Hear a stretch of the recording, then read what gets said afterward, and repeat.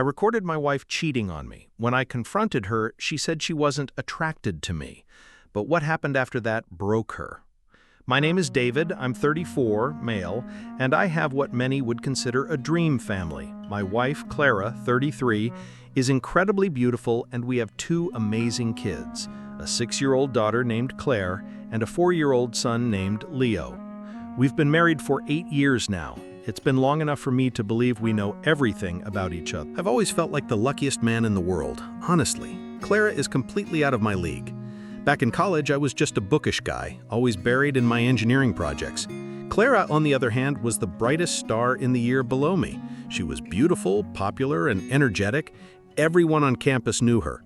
Clara had also been in many relationships before me, with hotshots, bad boys, and all sorts of party types. Yet for some reason, she chose me in the end. Even though Clara was a hot girl, her parents were extremely traditional and principled people. They had very high standards for their daughter's husband. It wasn't something just anyone could achieve, so Clara was always frantically worried about whether I would please them. Every time before we went to her family's house for dinner, Clara would train and brief me on everything, from how to shake hands and talk, to even the questions her parents might ask. At the time, I found her incredibly cute. It was a clear sign that Clara wanted her family to approve of me, wasn't it? And in the end, we've been married for 8 years. I'm very proud to be her husband. Our marriage had been pretty smooth, with very few arguments. Everything was just normal, but that also made it a bit boring. So I had an idea. I wanted to surprise my Clara. That day, I arranged to take the 2 kids to their grandparents' house for the weekend. My parents' house is about an hour-and-a-half drive away. Usually, we'd spend the whole day there, have dinner, stay overnight, and then bring the kids back the next morning. But this time was different. I only planned to drop the kids off and then turn right back home immediately. I wanted to surprise Clara, and then we'd go on a date. I'd even booked a table at a pretty romantic restaurant and bought roses. I kept imagining how surprised Clara would be. She'd surely hug me tight. I left my parents' house at 6 p.m. The road was clear, so I got back to my neighborhood before 8 p.m. As I turned onto my street, one detail caught my eye and made me pause slightly. A strange pickup truck was parked right in front of my house. I didn't recognize it at all, but I didn't think much of it, figuring someone was just visiting a neighbor. It wasn't uncommon in this area. I was too excited about my date to pay much attention. I parked a few houses away, thinking I'd sneak into the house like a ninja to give Clara the biggest surprise. Under the dim yellow streetlights, I quietly entered through the back door. My hand gently turned the doorknob to the kitchen, and I stepped inside. But contrary to my expectations, I didn't see my wife anywhere. Thinking she must be upstairs, I headed towards the stairs. At that moment, I heard Clara's voice, making a strange sound. I thought she might be having some private time and was about to turn back to save her any embarrassment. Suddenly, a man's voice rang out, a voice I'd never heard in my life coming from the same place as my wife. My heart felt like it was going to leap out of my chest, and my whole body suddenly went numb. A feeling of disgust and nausea surged up my throat. I took a deep breath. I didn't want to make a scene. I wanted to know for sure what was happening. I slowly and quietly crept up the stairs. The living room door was slightly ajar. I figured that if I looked through the gap, no matter what was happening, I'd be discovered. With trembling hands, I pulled out my phone and turned on the camera. I only dared to nudge the phone's camera lens out just a tiny bit, just enough to capture the scene inside. What unfolded on my phone screen was a slow-motion horror film. I saw Clara, my wife, with a strange man, doing things that you can surely understand. At that moment, my mind went blank. I couldn't think of a single thing. Only one thought urged me on. I needed evidence. Whatever I decided to do later, I would need proof. And so I just stood there, in my own kitchen, watching all those horrible things happen through that tiny phone screen. And I had never seen Clara behave like such an animal. Even when we were at our most passionate, when we first started dating, or even up until last week, Clara had always done it with me in a way that I now realize she was just going through the motions. I always thought she wasn't the type to care much about sex. I'd been so stupid. Watching what was happening, I felt like I could scream at any moment, yet for some reason my whole body just stayed still and frozen in place. The scene lasted a few minutes. Finally, she hopped off him, muttering, "How much time do we have left?" and told him to go into the upstairs bedroom. When the footsteps faded, I finally dared to enter the living room. Things were scattered everywhere, and there was an overwhelmingly pungent smell. I saw his pants tossed haphazardly on the floor. I bent down, reached into his pocket, and pulled out his wallet. With trembling hands, I quickly snapped photos of his driver's license. Mark. I had his name, and his address too. I had never met him before, not the slightest idea how Clara knew him.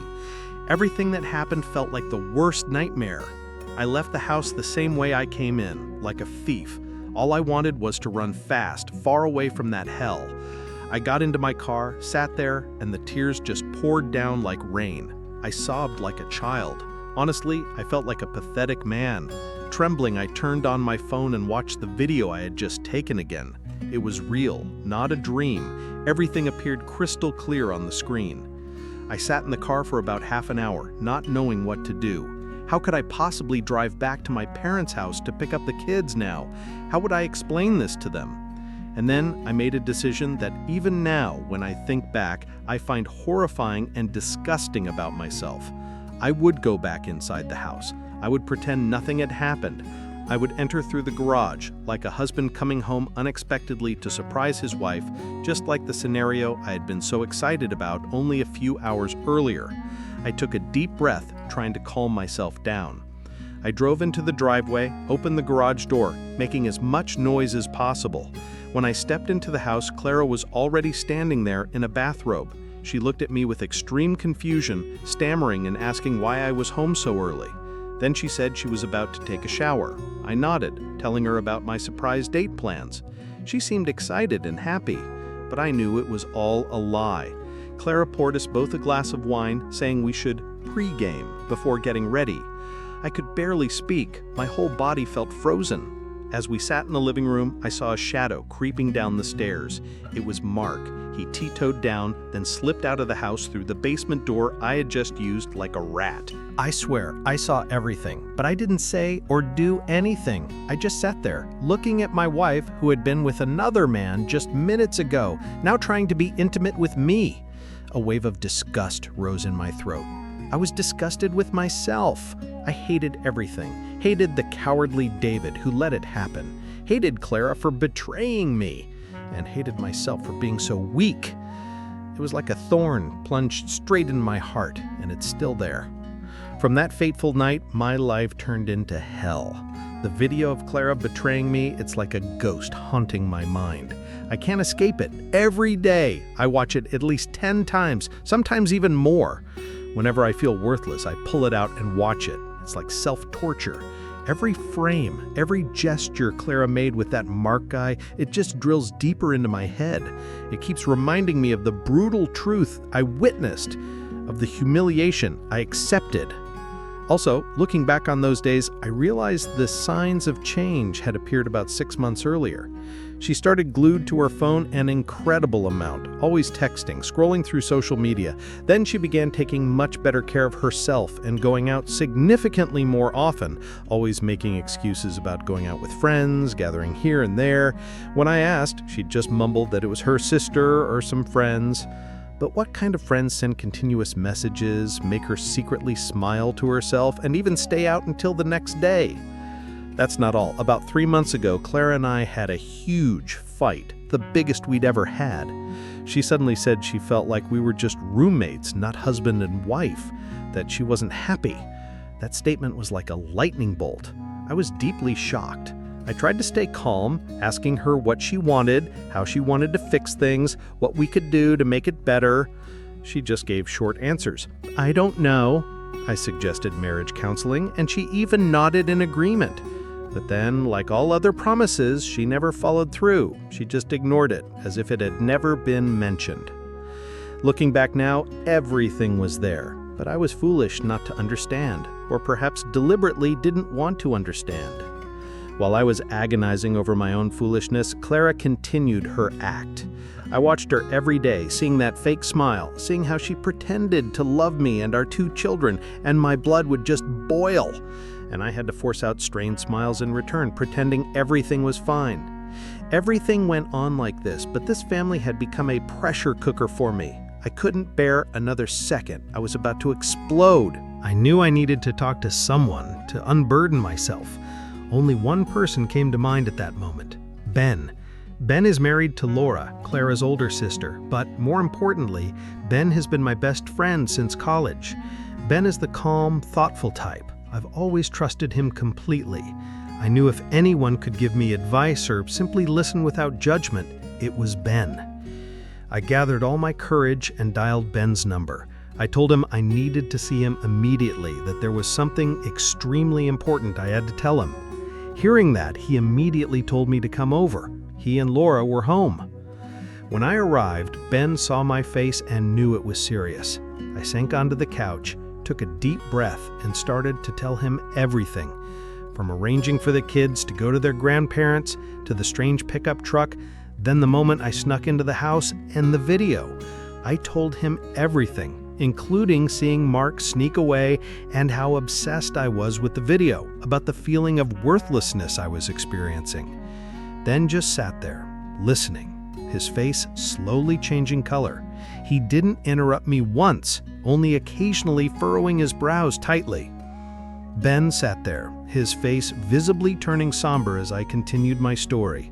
When I finished, he was silent for a moment. Then he quietly said, "David, I know Clara's been having problems. Laura told me, but I never imagined it was this bad." My heart sank again. "Laura? What does Laura know?" I pressed, my voice urgent. Ben sighed, explaining that Laura had recently talked with Clara. During their conversation, Clara had said she was having difficulties in her marriage and felt stuck.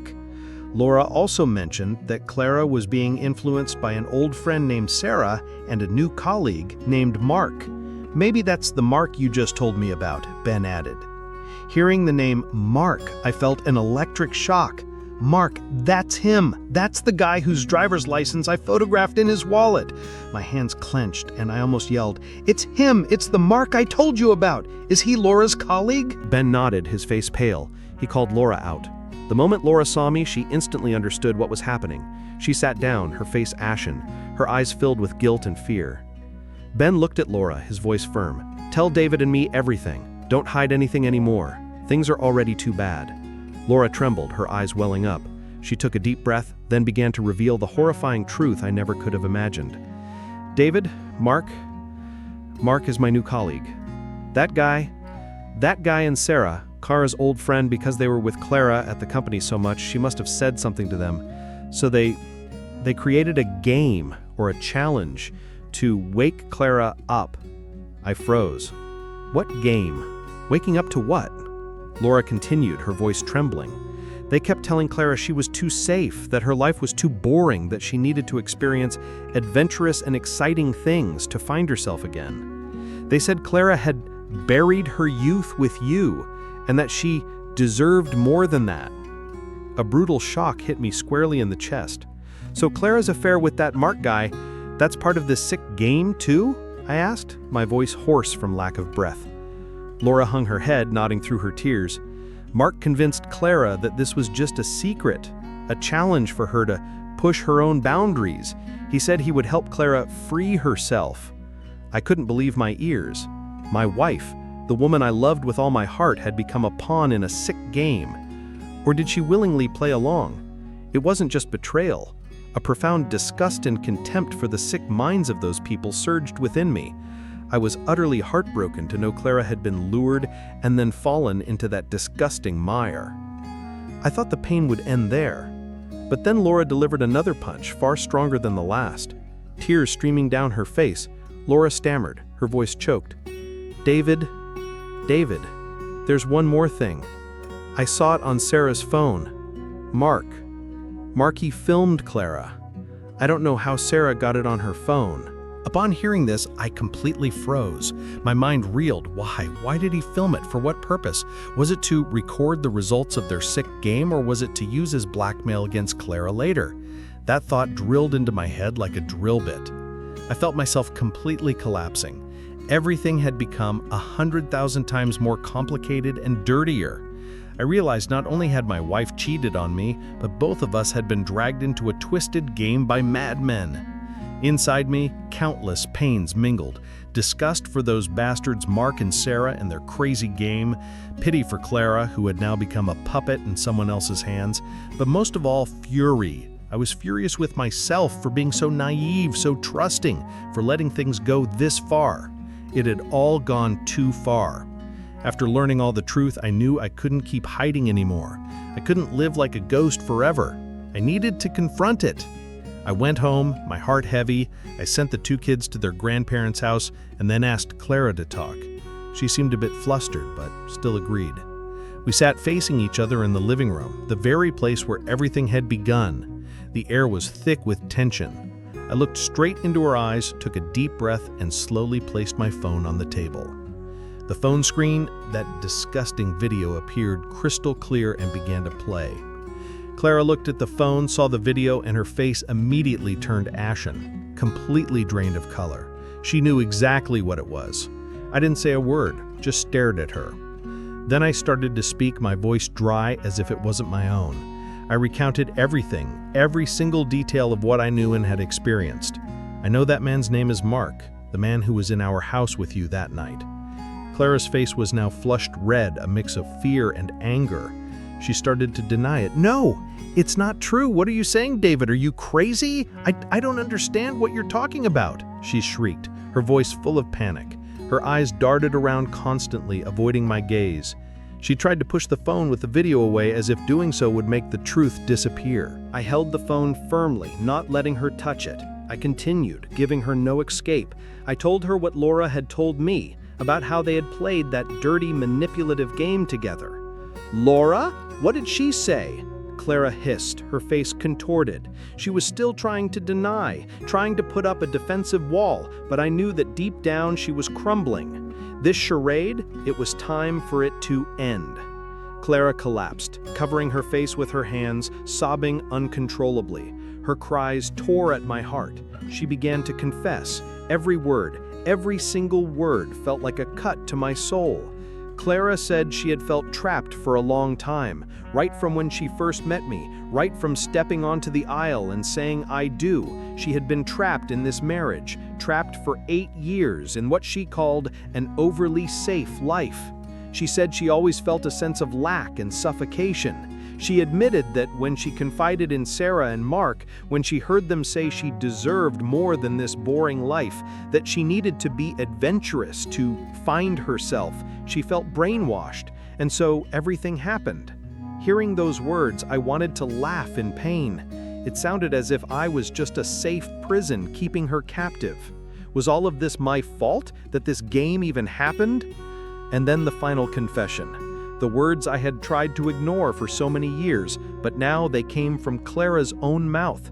She said, I was never really attracted to you, David."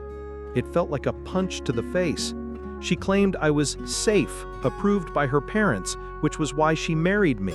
Not because of love or attraction, like the people she knew before, those hot boys or bad boys she used to date.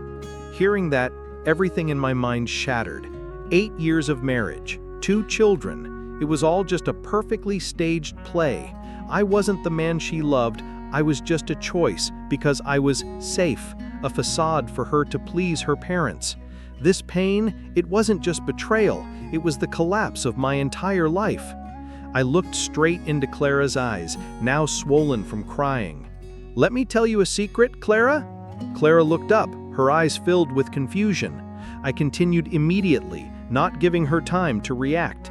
My voice was icy, devoid of any emotion. "Laura told me something. That Mark, that lover who saved your life, he filmed you too, Clara, exactly the same way I filmed you." Clara's face, which had been flushed, turned stark white as she heard my words. Her mouth dropped open and she stared at me, her eyes widening in horror.